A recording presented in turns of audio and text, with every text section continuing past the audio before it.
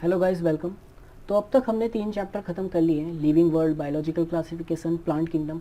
अब next 4th chapter जो है एनिमल किंगडम, हम आज से स्टार्ट करेंगे। अब तक हमने टिल नाउ हमने कितने किंगडम पढ़ लिए? 4 किंगडम हमने पढ़ लिए।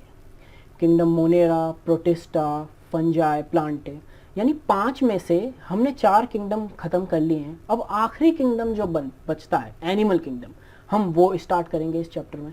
तो एनिमल किंगडम की पहले कुछ कैरेक्टर्स देख लेते हैं कि एनिमल किंगडम में कौन सा सेल टाइप होगा। यूकारियोटिक, कोई डाउट नहीं इसमें, यूकारियोटिक होगा। सेल वॉल, एनिमल किसी भी एनिमल में सेल वॉल प्रेजेंट नहीं होती है, cell wall is absent in animal kingdom.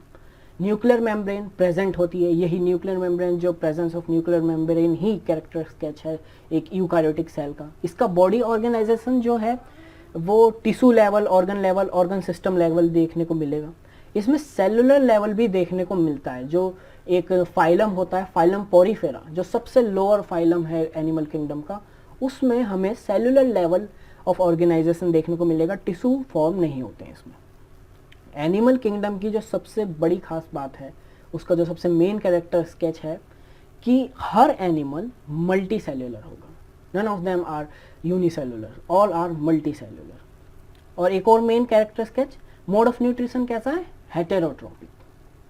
Animal kingdom का जो मोड ऑफ न्यूट्रिशन है वो होगा हेटेरोट्रोपिक। वो अपना खाना खुद नहीं बनाते हैं, वो दूसरों पे डिपेंड रहते हैं अपने खाने के लिए, हेटेरोट्रोपिक। और मोस्टली जो एनिमल्स हैं वो होलोजोइक है। होलोजोइक का मतलब है कि वो एक सॉलिड फूड को अपने अंदर इंजेस्ट करते हैं और फिर उसको डाइजेस्ट करते हैं और उसको बाहर निकाल देते हैं। और सम ऑफ देम आर सैप्रोजोइक आल्सो। तो इस चैप्टर का पहले हम ओवरव्यू देख लेते हैं। सबसे पहले हम पढ़ेंगे कि प्लांट किंगडम को हमने किन किन बेसिस पे फर्दर डिवाइड करा है, मतलब हमने एनिमल्स को किन किन बेसिस पे फर्दर डिवाइड करा है। तो हम पहले ये देखेंगे, आज की वीडियो में सिर्फ यही वाला टॉपिक होगा कि हमने कि बेसिस ऑफ क्लासिफिकेशन क्या है, और फिर हम नेक्स्ट वीडियो से, नेक्स्ट क्लास से हम एक एक फाइलम को, फाइलम पोरीफेरा, सिलेंट्रेटा, टीनोफोरा से लेके कॉर्डेटा तक, ये सारे फाइलम हम एक एक करके पढ़ेंगे। तो आज का जो टॉपिक है, आज हम पढ़ेंगे बेसिस ऑफ क्लासिफिकेशन के, किस बेसिस पे हमने एनिमल्स को डिवाइड करा है। तो जो सबसे पहला है लेवल ऑफ ऑर्गेनाइजेशन, देखेंगे कि सेल लेवल किस में पाया जाता है, टिश्यू लेवल किस में पाया जाता है, ऑर्गन सिस्टम किस में पाया जाता है। और फिर कॉम्प्लेक्सिटी देखेंगे ऑर्गेन सिस्टम की, कि किसका ऑर्गेनिज्म जो ऑर्गन सिस्टम है वो एडवांस है, किसका प्रिमिटिव है। फिर सिमेट्री देखेंगे, सिमेट्री हम एक एक टर्म को हम पढ़ेंगे इस वीडियो में। फिर जर्म लेयर्स के भी हिसाब से हमने क्लासीफाई करा है एनिमल्स को on the basis of body cavity, coelom, segmentation and notochord. तो हम सबसे पहले स्टार्ट करते हैं लेवल ऑफ ऑर्गेनाइजेशन। तो सबसे पहले हम देखेंगे लेवल ऑफ ऑर्गेनाइजेशन कि किसमें सेलुलर लेवल पाया जाता है और किसमें ऑर्गन सिस्टम। तो जो सबसे प्रिमिटिव एनिमल्स हैं, वैसे तो प्रोटोजोआ है, लेकिन प्रोटोजोआ के बाद कौन से इवॉल्व हुए? स्पंजेस यानी पोरीफेरा, जो सबसे प्रिमिटिव फाइलम है एनिमल किंगडम का, फाइलम पोरीफेरा, सिर्फ उसी में सेलुलर लेवल ऑफ ऑर्गेनाइजेशन देखने को मिलेगा। फिर आगे चल के सारे थोड़े एडवांस हो गए। सीलेंट्रेटा और टीनोफोरा में टिश्यू लेवल ऑफ ऑर्गेनाइजेशन आया, फिर और इवोल्यूशन आया, फिर प्लेटीहेलमिन्थेस फॉर्म हुए, उसमें ऑर्गन्स बनने लगे, टिश्यूज एग्रीगेट हुए जिन्होंने एक ऑर्गन बनाया, फिर एक ऑर्गन सिस्टम बना। जैसे कि बहुत सारे ऑर्गन हमारा डाइजेस्टिव सिस्टम बनाते हैं, जैसे कि ओइसोफेगस, माउथ, स्टोमक, इंटेस्टाइन, हमारा लीवर वगैरह वगैरह जितने भी हैं, ये सारा एक डाइजेस्टिव सिस्टम बनाते हैं। ऐसे करके डाइजेस्टिव सिस्टम फॉर्म हुआ एस्केलहेलमिन्थेस। तो ये पहला बेसिस है क्लासिफिकेशन करने का, कि कैसे पहले सेलुलर लेवल आया, फिर उससे सेल आपस में एग्रीगेट करके एक टिश्यू बनाया जो सेम फंक्शन परफॉर्म करती हैं सेल्स।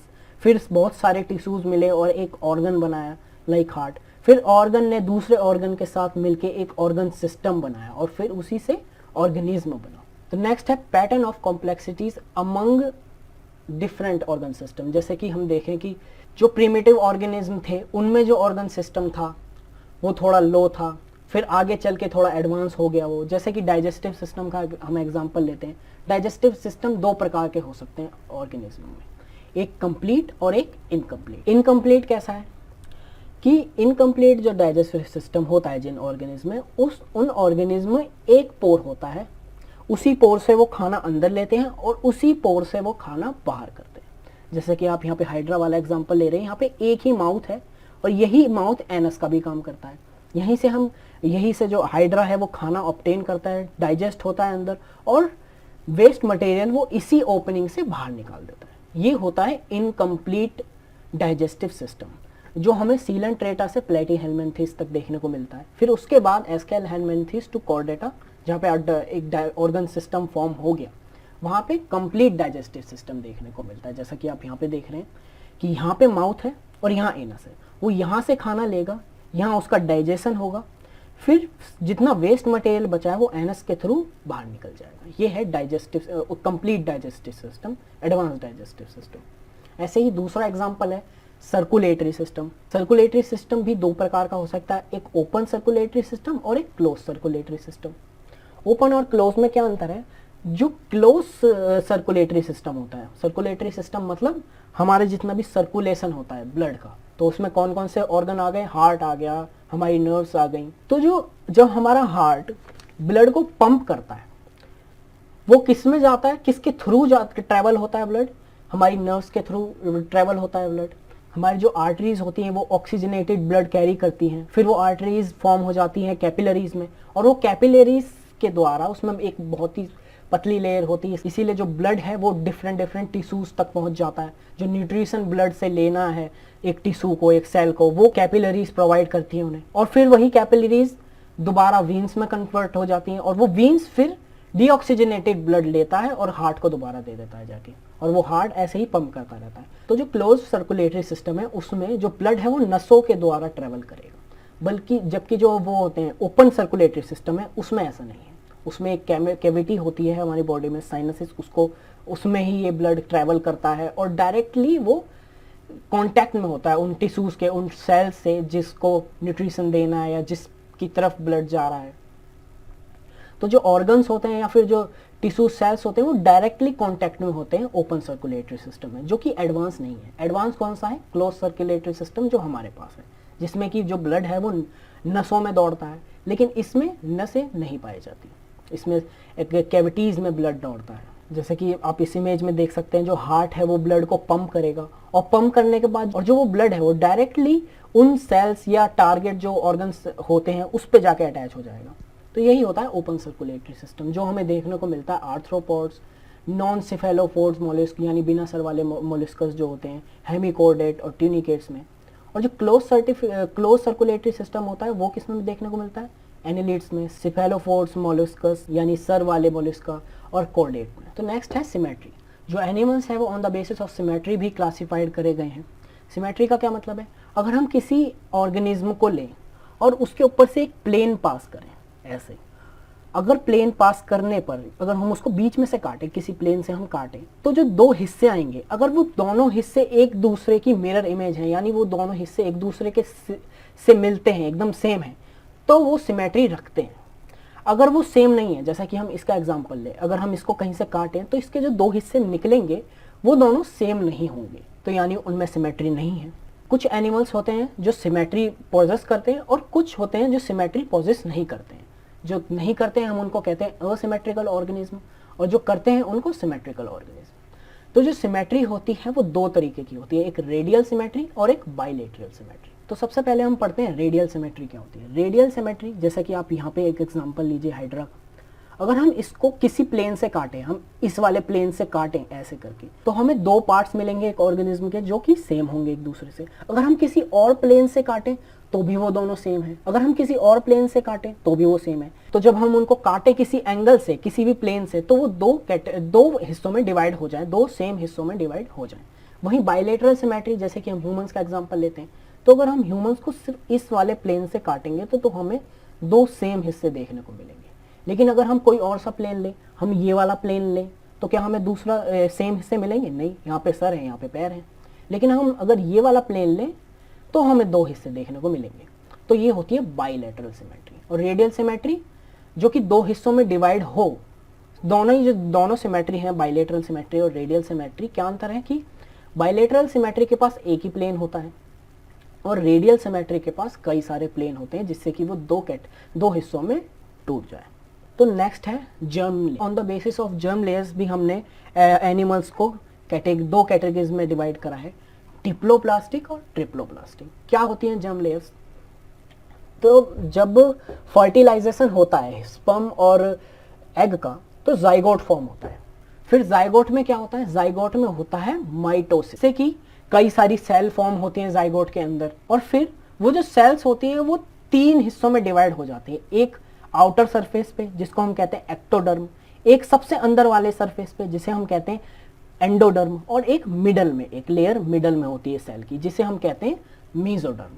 तो जो हमारे ऑर्गन्स होते हैं वो कोई कोई ऑर्गन्स एक्टोडर्म से डिवाइड फॉर्म हुआ होता है, और कुछ ऑर्गेनिज्म मीजो से, कुछ एंडोडर्म से। जैसे कि अगर हम स्किन का एग्जांपल लें तो वो एक्टोडर्म से फॉर्म हुआ है। ऐसे ही करके हमारे डिफरेंट डिफरेंट ऑर्गन्स इन तीनों लेयर से ही फॉर्म हुए, कुछ एक्टोडर्म से, कुछ ऑर्गन्स एंडोडर्म से, कुछ मेसोडर्म से।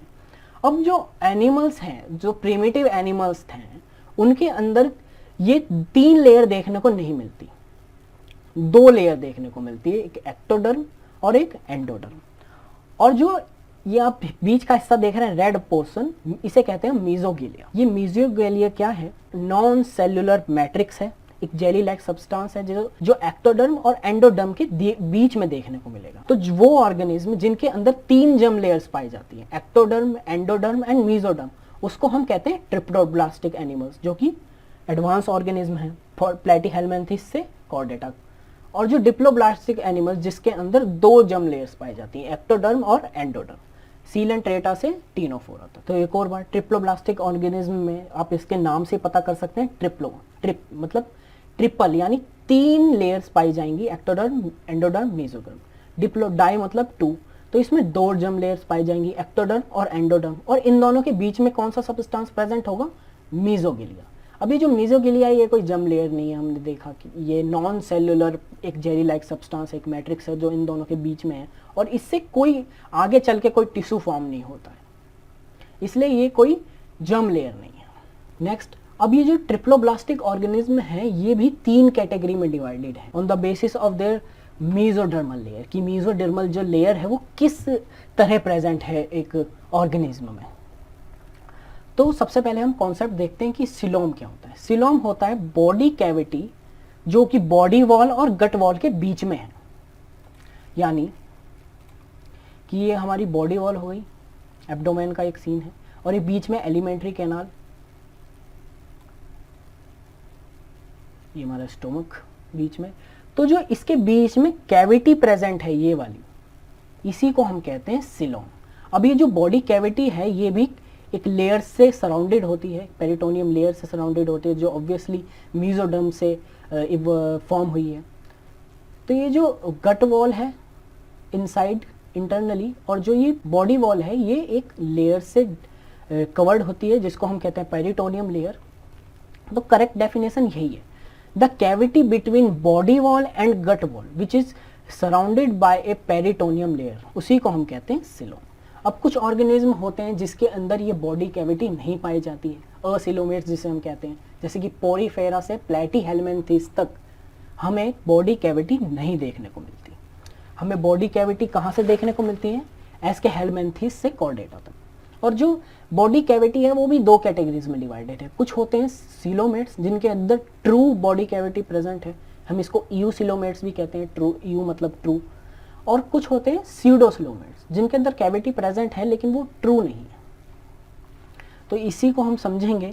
तो ये ट्रिप्लोब्लास्टिक जर्म लेयर्स हैं, 3 तरीके की पाई जाती हैं। सबसे पहले हम असिलोमेट्स में देखते हैं जो जर्मिनल लेयर है। अब ये देख रहे हैं बाहर एक्टोडर्म प्रेजेंट है, इंटरनली ये एंडोडर्म प्रेजेंट है, और बीच में आप देख रहे हैं मेसोडर्म प्रेजेंट है। अब ये मेसोडर्म जो है वो एकदम कॉम्पैक्टली अरेंज है, इसके बीच में कोई आप वो नहीं देख रहे होंगे, कोई स्पेस प्रेजेंट नहीं है। इसीलिए जो आगे ऑर्गेनिज्म बनेगा उसमें भी सिलोम नहीं पाया जाता, उन्हें हम कहते हैं असिलोमेट्स, नो बॉडी कैविटी, यानी इनके जो बॉडी कैविटी है वो प्रेजेंट ही नहीं है क्योंकि इनकी मेसोडर्मल लेयर जो है वो कॉम्पैक्टली अरेंज है। और यहीं आप सिलोम में देख रहे होंगे जो सिलोमेट्स होते हैं उसमें जो मेसोडर्मल लेयर है वो सेल्युलर लाइनिंग प्रोवाइड कर रही है एक आउटसाइड एक्टोडर्म को और मेसोडर्म को। आप ये जो बीच में देख रहे हैं एंडोडर्म, ये क्या है, यही एलिमेंट्री कैनाल। और जो ये आप बाहर एक्टोडर्म देख रहे हैं ये क्या है, बॉडी वॉल। अब जो बॉडी वॉल है, जो आप यहाँ पे पेरिटोनियम देख रहे थे वो वाली लेयर ये वाली है, और जो आप यहाँ पे पेरिटोनियम देख रहे थे वो ये वाली पेरिटोनियम लेयर है। तो तो जो इनके सिलोमेट्स होते हैं, जो सिलोमेट्स होते हैं उसके अंदर मेसोडर्मल लेयर जो होती है वो प्रोवाइड करती है lining to the body wall and gut wall, to the ectoderm और एंड एंडोडर्म। तो ऐसे होते हैं सिलोमेट्स। और स्यूडोसिलोमेट्स कौन से होते हैं? जिनके अंदर जो मेसोडर्मल लेयर है वो पाउचेस फॉर्म करती है। आप देख रहे होंगे सीडोसिलोम में जो बॉडी कैविटी है वो लाइन नहीं है मेसोडर्मल लेयर से, यानी पेरिटोनियम लेयर से। आप यहाँ पे मेसोडर्मल लेयर नहीं देख रहे हैं, इसको हम इसी कैविटी को हम कहते हैं स्यूडोसिलोम। इसमें जो मेसोडर्मल लेयर है वो ऐसे फॉर्म ना हो कि पाउचेस फॉर्म करती है, जिसकी वजह से फॉर्मेशन होती है सीडोसिलोम की।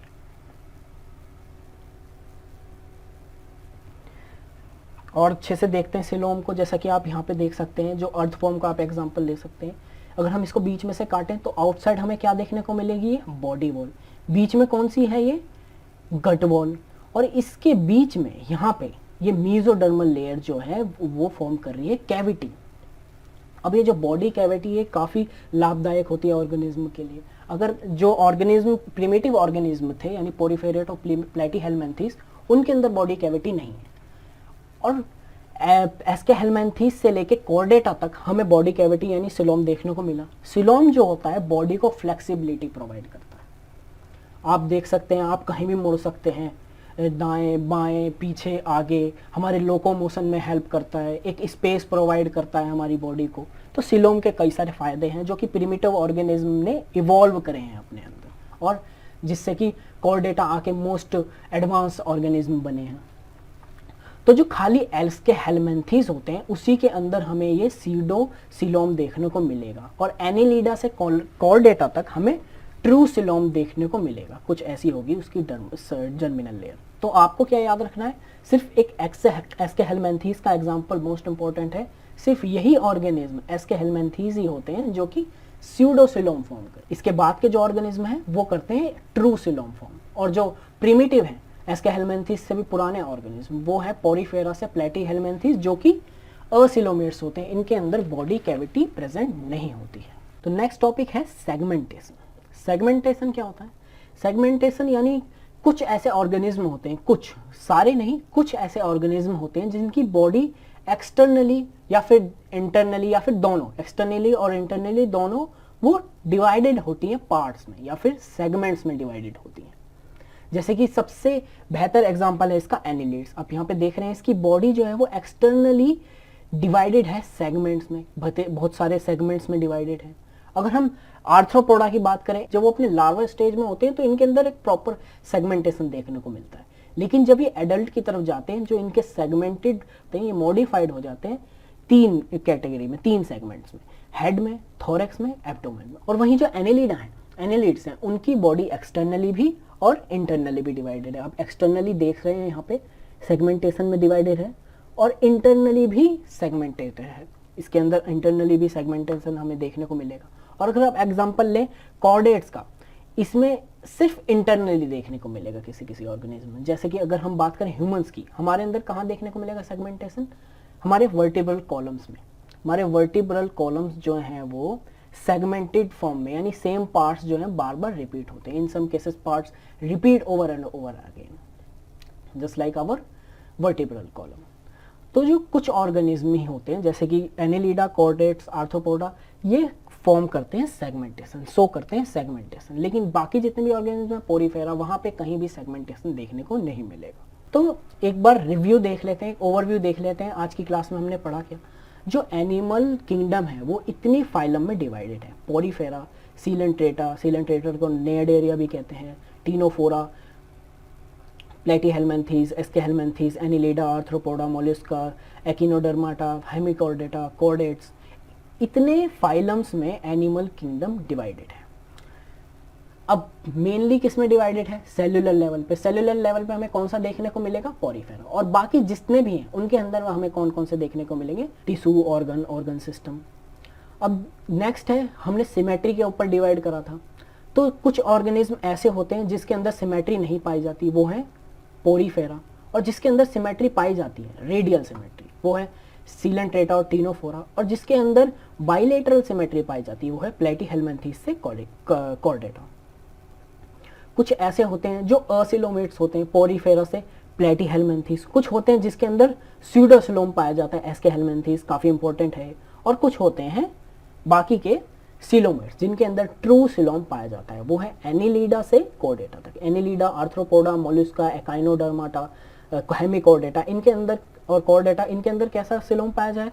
ट्रू सिलोम पाया जाएगा। एक खाली एस्के हेलमिन्थेस ही ऐसा फाइलम है जिसके अंदर स्यूडोसिलोम, फॉल्स सिलोम पाया जाएगा, फेक सिलोम पाया जाएगा। और बाकी जितने भी प्रिमिटिव एनिमल्स हैं, पोरीफेरा से लेके प्लेटीहेलमिन्थेस तक, पोरीफेरा, सीलेंट्रेटा, टिनोफोरा, प्लेटीहेलमिन्थेस, यहाँ पे कौन सा सिलोम पाया जाएगा? यहाँ पे सिलोम पाया ही नहीं जाएगा, असिलोमेट होते हैं, इनमें सिलोम पाया ही नहीं जाता है। तो आज के क्लास यहीं तक थी। एक टॉपिक हमारा ख़त्म होता है। बेसिस ऑफ क्लासिफिकेशन हमने पढ़ लिया है, हमने सारे बेसिस पढ़ लिए हैं, level of organisation, symmetry, segmentation, notochord, coelom and germ layers, इन सब को हमने देख लिया है। अब नेक्स्ट हम एक एक फाइलम को, फाइलम पोरीफेरा, टिनोफोरा, ऐसे हम जितने भी फाइलम हैं एक एक करके हम पढ़ेंगे। तो नेक्स्ट क्लास में हम पढ़ेंगे फाइलम पोरीफेरा के बारे में। तो wait for the next lecture.